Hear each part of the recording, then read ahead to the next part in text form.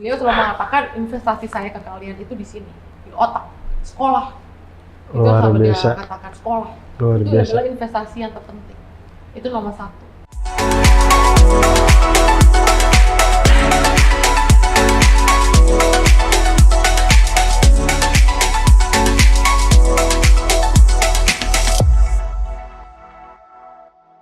Untuk micromanagement, untuk daily, untuk rutin, beliau udah totally hands off, dipercayakan kepada tim profesionalnya, sehingga bisnisnya tetap running dengan baik secara day to day. Tapi beliau selalu berpikir, what next ke depan ini apa lagi? Ke depan ini apa lagi? Dan saya percaya mungkin beliau juga salah satu generasi awal yang bisa meng-hire profesional, di mana profesional itu bukan saudara, bukan teman, bukan kerabat, tapi bisa full percaya profesional untuk menjalankan bisnisnya. Dan itu 35 tahun yang lalu, bahkan lebih dari 35 tahun yang lalu. Profesional yang pertama itu Pak Susanto Ya, itu. Pak Susanto Wibowo. Baru Pak Susanto membangun tim di bawahnya ya. Betul. Dan itu secara tahun ke tahun, secara waktu ke waktu memang menjadi lebih besar ya, karena mengikuti perkembangan dari organisasi Jogja sendiri. Iya. Dan Pak Susanto sudah mempersiapkan generasi berikutnya ya kalau Pak Susanto pensiun ya. Dan sudah terjadi ya sekarang Sudah terjadi, untuk MD Jogja Managing Director ya Pak Iwan Setiadi. Ini berarti sudah dari Bapak saya ke Pak Susanto, dari Pak Susanto sudah ke Pak Iwan Setiadi, dan Pak Iwan juga udah akan masuk ke usia pensiun dan memang sudah meneruskan lagi nih untuk regenerasinya. Wah, luar biasa. Ya. Luar biasa. Terus waktu itu Cici juga kan, tadi kan Cici fokus di tos serba Jogja itu. Tapi tos serba itu juga saya lihat selalu ada perkembangan. Salah satunya kan yang bolen lilit ya. Betul. Terus Magic Oven, Magic Pizza, itu bolen lilit juga terjual seharian juga cukup besar ya, Ci?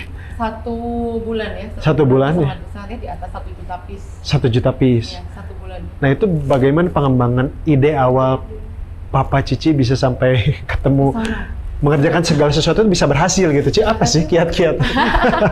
Mungkin ketika Jogja udah cukup volume ya untuk kita memiliki berbagai macam produk sendiri, memang pengembangan dari Jogja ini mulai adanya home brand ya. Home brand itu ada di fashion, ada di departemen fashion baju maupun di supermarket, yaitu private label. Kalau di supermarket kita mengatakan, kalau mungkin sampai hari ini kalau orang melihat merek YOA di kemasan minuman, di kemasan mungkin gula, di kemasan air minum. Itu produk sendiri? Itu adalah private label. Labelnya itu merek YOA itu memang mereknya Jogja. Jadi kita udah melihat kecenderungannya kebutuhan basic itu harusnya kita udah bisa secara volume untuk mempacking dan memprivate labelkan. Ketika private label itu jalan, akhirnya kita melihat bahwa banyak sekali peluang produk juga yang bisa hanya eksklusif di Jogja lah, dan itu menjadi satu nilai tambah ya untuk konsumen karena hanya bisa adanya dibeli di Jogja.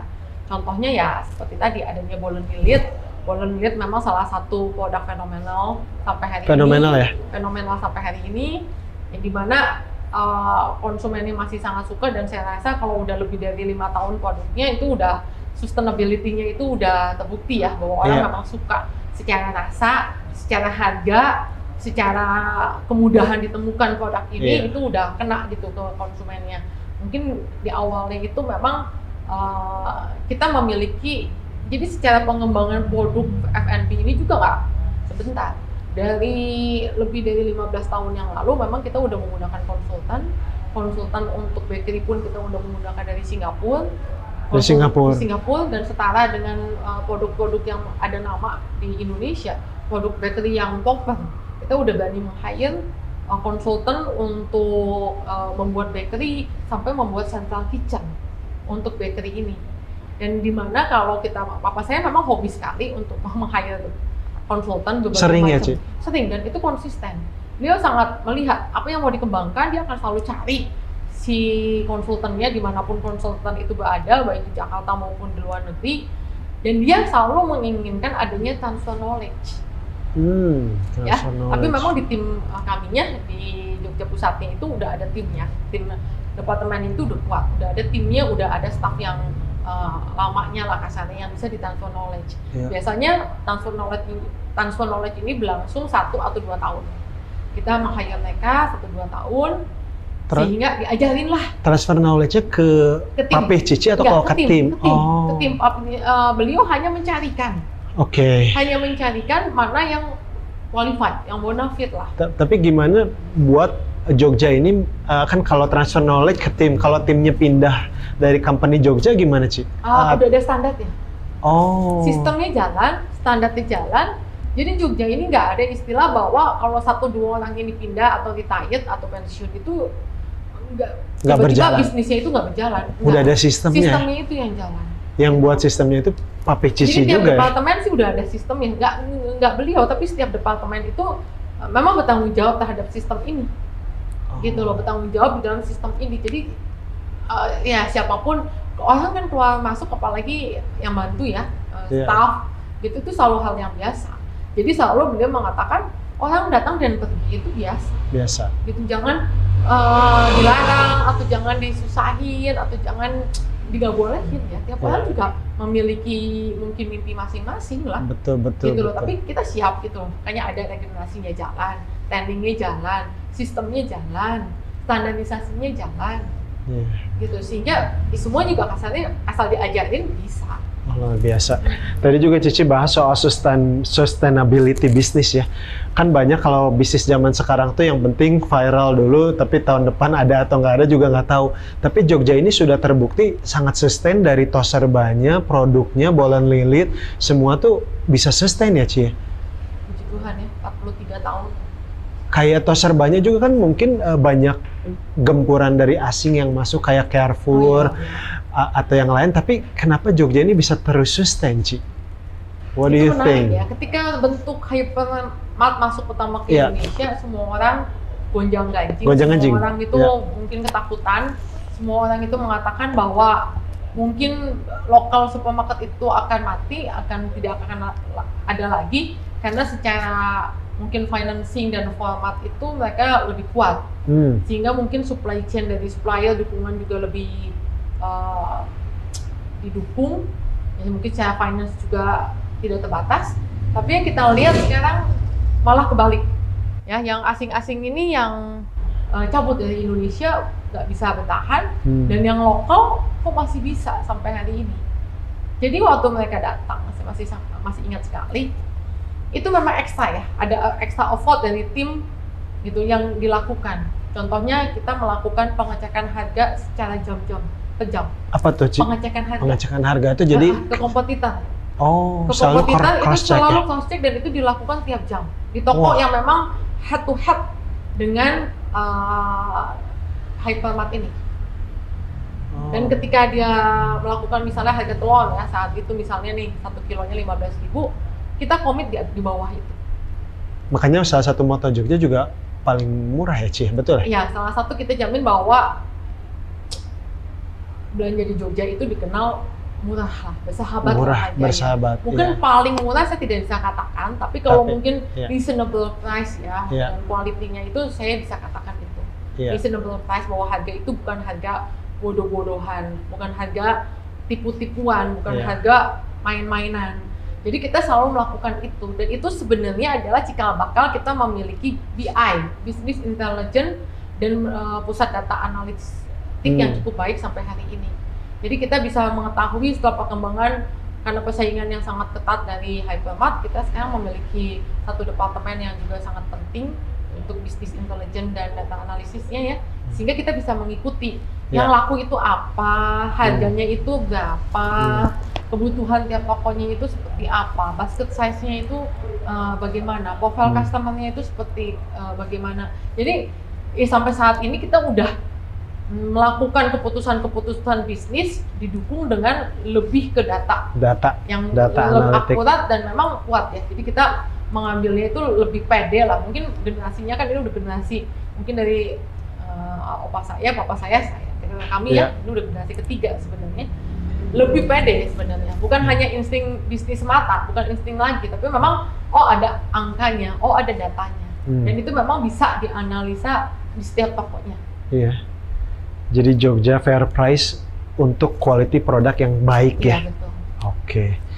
Ci, mau tanya, kalau itu kan dari Papi udah bikin segala macam sistem untuk perusahaannya ya.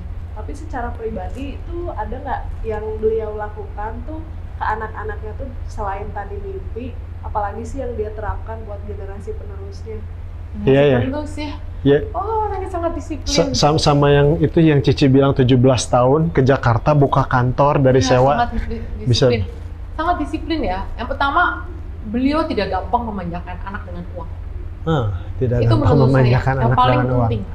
Ya, walaupun kami lahir dengan enak kasarnya, tapi dia tidak memanjakan kami itu dengan materi, dengan barang-barang branded, atau gampang untuk memberikan uang tambahan, uang jajan, atau menggunakan misalnya mobil mewah gitu loh ketika kita masih sekolah ya. Jadi buat beliau memang sangat konservatif, sangat sederhana, karena memang beliau dan mama saya juga dari secara penampilan, penggunaan mobil, penggunaan barang juga kasarnya bukan branded, itu bukan sesuatu yang dianggap penting gitu loh. Ya, beliau selalu mengatakan investasi saya ke kalian itu di sini, di otak, sekolah. Itu Luar selalu dia biasa. katakan sekolah. Luar Itu biasa. adalah investasi yang terpenting. Itu nomor satu. Terus yang kedua juga bahwa kalau memang punya cita-cita gitu mau hidup lebih comfortable, mau hidup lebih enak, memang dari beliau ya silahkan cari sendiri.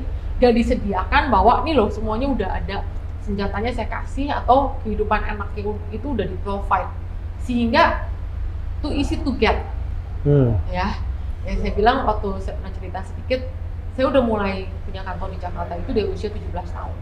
Saya SMA udah kuliah, bahkan kuliah tingkat 1 ya, kuliah tingkat 1.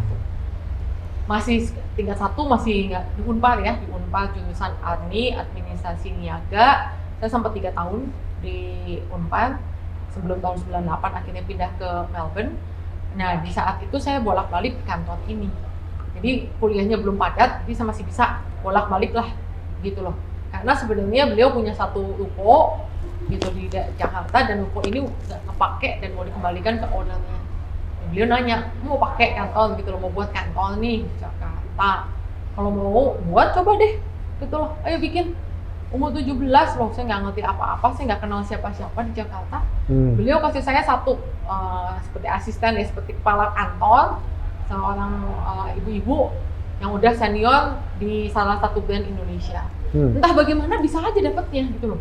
Itu yang menurut saya luar biasa. Nitip-nitip ke orang, kadang-kadang gitu loh, titip ke sana ke sini, ada gitu loh ibu ini, dan akhirnya ibu ini nemenin gitu loh. Dari kantor yang kosong, nggak ada satu meja pun di dalamnya. Saya masih ingat di dalamnya itu ada lift ya untuk barang. Tapi ya udah itu aja. Gitu. Dimana akhirnya saya berpikir gimana ya caranya ngembangin di Jakarta, umur baru 17, orang kenal band Jogja juga pada zaman itu mungkin nggak ada orang yang tahu. Dan itu bayangin, sekarang umur saya udah hampir 50 ya. Ketika umur 17 berarti itu adalah 30 tahun yang lalu. Iya. Ya 30 tahun yang lalu loh, saya udah di Jakarta, di kota metropolitan, di ibu kota. Buat saya, kenapa saya suka Jakarta? Gaya. Jakarta itu gaya. Kotanya besar. Iya. Kotanya itu metropolitan. Saya selalu suka kota besar memang. Selalu banyak mall, walaupun saat itu ya, kalau jalan tuh digaya gitu orang teh. Aduh gitu beda. Jalannya meeting-meetingnya ya di mall-mall. Meeting di mall ya. Meeting di mall. Kalau orang Bandung meeting di mana ya? Ya sama saat itu nggak ada meeting lah orang Bandung. Nggak ada kumpul-kumpul, nggak ada kafe, restoran sebanyak itu. Oh di Jakarta udah lifestyle di saat itu juga. Meeting di mall itu saya sangat hobi. Ketemu orang ngomong, saya bisa mecahin rekor di satu mall itu bisa 5-7 meeting di Jakarta. Dipanggilin aja semua.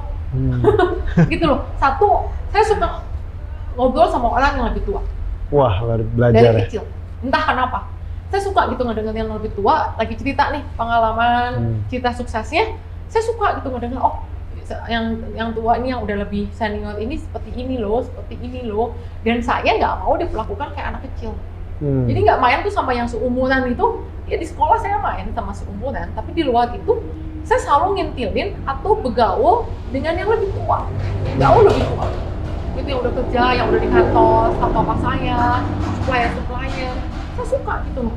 Menurut saya wah, gitu. Jadi tetuaun ya sebenarnya. Itu karena belum umurnya, tapi tetuan, jadi kan pengen ikut-ikutan tuh. Oh di Jakarta nih saya bisa gaya juga, saya bisa pakai blazer, Bisa pakai. Bisa. Saya bisa pakai sepatu high heel.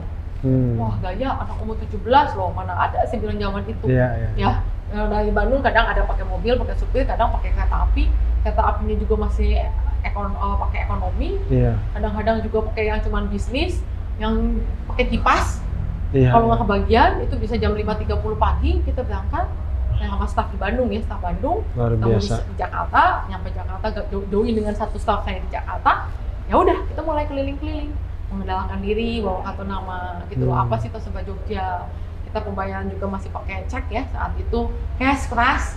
Karena dipikirnya anak kalau dikasih utang nggak bayar gimana? Kalau kabur, ya kelihatannya juga masih sangat muda gitu, mungkin masih anak-anak kan, ya masih bocah. Ya tapi kita lakukan. 17 Nah, tahun. barang itu dikirimlah ke ruko yang tadi yang udah saya pakai, dan akhirnya terbentuklah satu sistem bahwa kantor itu menjadi kantor cabang, kantor di Jakarta. Memang tujuannya itu untuk mencari barang-barang yang harganya baik dengan kualitas yang baik dan bisa ikut zamannya. Itu tujuan awalnya. Dan memang karena mungkin saya suka ya, saya suka di bisnis fashionnya, saya suka lihat banyak barang gitu loh. Saya senang jalan-jalan dan akhirnya ya cukup berkembang. Kita punya tim yang sampai hari ini itu di daerah Mangga 2 sampai open kantor yang memang komplit, dari penerimaan barang, sortir barang, pengiriman barang sampai ke Bandung maupun ke cabang lain. Itu barang-barang kekinian yang ada di supermarket maupun di fashion, kita bisa keep up, bisa mengikuti gitu loh. Bisa mengikuti pengembangannya juga salah satunya dari sana. Timnya udah cukup solid, di sana juga udah ada sekitar 20 staff lebih.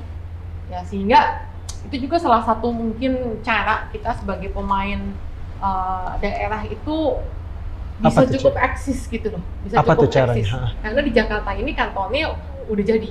Jadi kalau sekarang orang mau nawarin barang, orang mau kasih barang yang bagus ya dengan harga yang bagus, ya tinggal datang aja ke kantor yang ada di Mangga 2 gitu, ke Mangga 2. Nah mungkin kalau orang harus ke Bandung, orang harus menempuh ke sini, itu kalau pemikiran saya sangat simpel. Kalau orang di Jakarta barang itu habis, berarti di Bandung nggak kebagian dong yang bagusnya, karena semuanya udah dimakan di Jakarta ya, kota besar ya. Ci, boleh cerita lagi nggak kalau dulu juga Cici pernah sampaikan sebelumnya udah dari zaman kelas 3 SD tuh udah mikir investasi. Oh iya. Kembali lagi karena nggak gampang untuk kasih uang jajan gitu. Jadi kalau dikasih uang jajan itu